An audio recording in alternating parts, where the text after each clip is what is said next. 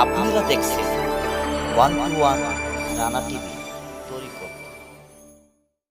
সুফিবাদী লোক একটি অন্তত বলতে আপনার যেটা বোঝা যায় যে সুফি অর্থ আপনি যে সুফিবাদী যারা আল্লাহর ওলির হাত ধরে ধ্যান সাধন আধ্যাত্মিক জগতে যে কালেকশন তাকে বলে সুফিবাদী।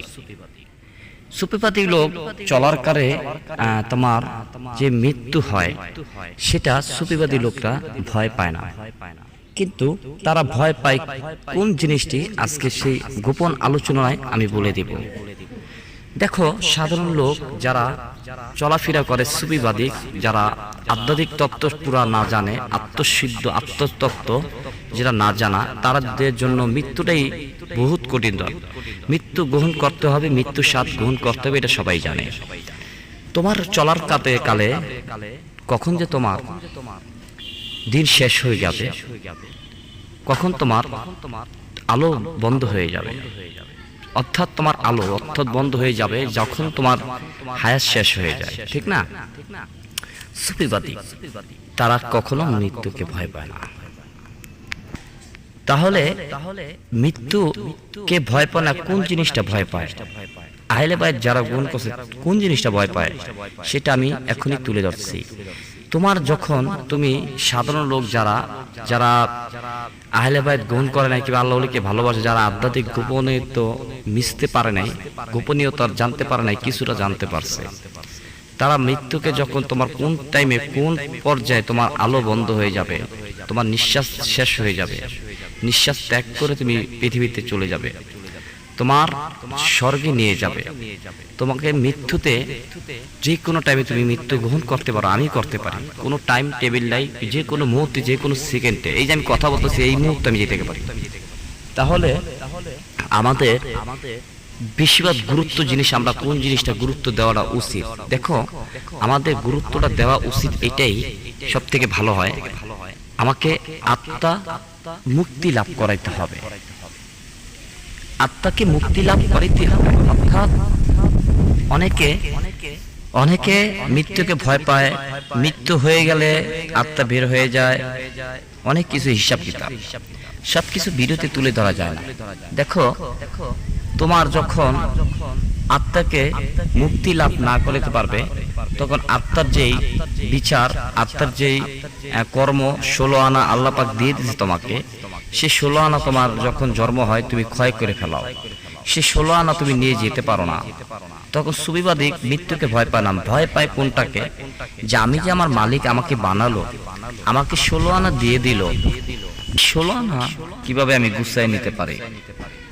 এই 16 আনা আমাকে গুছায় নেওয়ার জন্য আহলে বায়ত প্রথম গ্রহণ করতে হয়, তারপর আমাকে আল্লাহর ওলির হুকুম মেনে সেই 16 আনা উঠাতে হবে। একমাত্র 16 আনা আল্লাহর ওলির কাছেই জানা আছে যে তোমার 16 আনা তুমি কিভাবে উঠাবে। এখন যদি একজন আলেম কাছে যান, সে কোরআনের কোন জায়গায় কি আছে, কোথায় কি আছে সে বলে দিতে পারবে, কোন আয়াতে কত নেকি, কোন আয়াতে তোমার কত সওয়াব, কোন আয়াতে কত বার পড়িলে ভালো হবে, কতবার আয়াত পড়িলে তোমার মুক্তি লাভ পাবে, তোমার রোগ ব্যাধি মুক্তি লাভ পাবে। কিন্তু সে তোমাকে বলে দিতে পারবে না, একজন আলেম তোমাকে বলে দিতে পারবে না যে কোরআনের আলেম, সে তোমাকে বলে দিতে পারবে না যে তোমার মৃত্যুর পর যে আল্লাহ পাক তোমাকে যে 16 আনা দিয়েছিল, 16 আনা কি, সেই 16 আনা মানুষের দেহের ভিত্তিতে কি দিয়ে দিছে, আবার কি 16 আনা আমার আল্লাহ পাক আমাকে দিছে, কিংবা কি ক্ষয় করলাম, কি 16 আনা ক্ষয় হয়ে গেল। এটা অনেকে বুঝে যে যারা কোরআনের আলেম তারা বুঝে যে আমি আমার আল্লাহ পাক নিষ্পাপ বানাইয়া পাঠাইছে, আমি পাপী হয়ে গেছি, কিংবা আমি বেশি পাপ লিপ্ত হয়ে গেছি, আমার এই পাপে আমার যে নিষ্পাপ বাচ্চাটা ছিলাম সে বাচ্চাটা থেকে আমি গুনাহগার হয়ে পাপী হয়ে গেছি, সেখানে আমার পাপ মুক্তি করতে হবে, তারা এইটা বোঝে। কিন্তু এটা যেরকম সত্য, তার থেকে বেশি সত্য যে তোমাকে যে 16 আনা, অর্থাৎ আমি তোমাকে উদাহরণ দিয়ে বলি, আমাকে আল্লাহ পাক 2টা হাত দিছে, 2টা পাও দিছে, চোখ দিছে, মুখ দিছে, নাক দিছে, সবই দিয়ে দিছে, ছোটকালে যাই দিছে তাই আছে। তাহলে আমার 16 আনা কোন দিকে ঘাটতি হলো?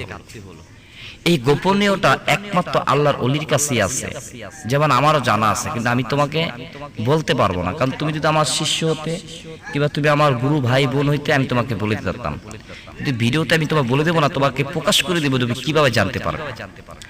বলার আগে আমি বলে দিই, তোমরা আমাকে কমেন্ট করেছিলে যে ভাই, কারো যদি কোনো অসুখ বেদি কুফরি কালাম জিন চালান করে অসুস্থ বানিয়ে শরীরে জ্বালাপোড়া কমে না, লক্ষ লক্ষ হাজার হাজার টাকা খাওয়া হয়েছে, এখনো তার সে সুস্থ হয় না, এটার জন্য কি করণীয়? এটা কি আপনি আধ্যাত্মিক চিকিৎসা করেন? হ্যাঁ, আমি এটা আধ্যাত্মিক চিকিৎসা করে থাকি। তোমরা যদি তোমাদের যে কোনো সমস্যার সমাধানের জন্য ফোন নাম্বার দেওয়া আছে, অবশ্যই যোগাযোগ করবে, ঠিক আছে? এখন তোমার এই 16 আনা আনার জন্য তোমার কি করতে হবে, কি ভাই 16 আনা তুমি কিভাবে উঠাবে? তুমি যখন আয়েলে বায়াত গ্রহণ করবে, তখন ওই আল্লাহর ওলি, আল্লাহ ওলি যে আল্লাহওয়ালা, যদি আল্লাহর ওলি হয়ে থাকে, সত্য আল্লাহর ওলি হয়ে থাকে, সে তোমাকে বাতায় দিবে এবং বলে দিবে তুমি কিভাবে, কোন ইবাদতে, কোন সাধনে, কোন আল্লাহর পায়রাবিতে, কোন আল্লাহর ওলির পায়রাবিতে, কোন রাসূল, আমার রাসূল পাকে কিভাবে ইবাদত করতে হবে, কিভাবে ধ্যান করতে হবে, কিভাবে রহমতের টাইমে কি করতে হবে, কিভাবে তোমার এই জিনিসটি উড়াবে। আর 16 আনা কি ছিল আর 16 আনা কি কমে গেল। আর তুমি তোমার বিষয় হলে গিয়ে, যখন একটি মানুষ উষ্টা খায়, যখন উষ্টা খায় পেরে মানে রাস্তায় পড়ে যায়, তখন সে বুঝতে পারে যে আমি কিভাবে উষ্টা খেলাম, তাকেই দেখ একটা ঈদের সাথে উষ্টা খেয়ে পড়ে গেছে, ঠিক না? ঠিক এভাবে তোমার যে 16 আনা তোমার কমে গেছে, এই 16 আনা বস্ত্রটা কি, এই বস্ত্রটা তোমার 16 আনা বস্ত্রটা তুমি কি ছিল আর কি ক্ষয় হয়েছে আর কিভাবে উঠাবা, এটা জানার জন্য একজন আল্লাহর ওলির হাত ধরতে হয়। কথা বুঝতে পারছো? আর এটা তোমার বেশিরভাগ জানা যেন জানতে হয়, তো অবশ্যই যে কোনো ব্যাপারে কল করো, আমি যতটুকু পারি তোমাকে জানিয়ে দিব। আর যারা আহলে বায়াত গ্রহণ করছো, তাদের আপন আপন মুর্শিদ চান যদি বেঁচে থাকে, ধরা নামে থেকে থাকে, যদি কায়ানেই থাকে, তাহলে তার কাছে ফোন দিয়ে কিংবা দরবারে যেয়ে জেনে নিতে পারো, ঠিক আছে? আর আমার প্রতি কেউ কষ্ট পাবা না, আমি যা বলছি সব সত্য কথা বলছি। এই বলে বিদায় নিচ্ছি, আগামী ভিডিও নিয়ে দেখা হবে। সবাই ভালো থাকো, সহি সালাম থাকো। আসসালামু আলাইকুম। নিত্য নিত্য আমল পেতে হলে, ভালো আমল পেতে হলে আমাদের চ্যানেলটিকে সাবস্ক্রাইব করে রাখুন, পাশে বেল আইকনটি ক্লিক করে দিন, যেন আমাদের নতুন ভিডিও আপলোড দেওয়ার সাথে সাথে নোটিফিকেশন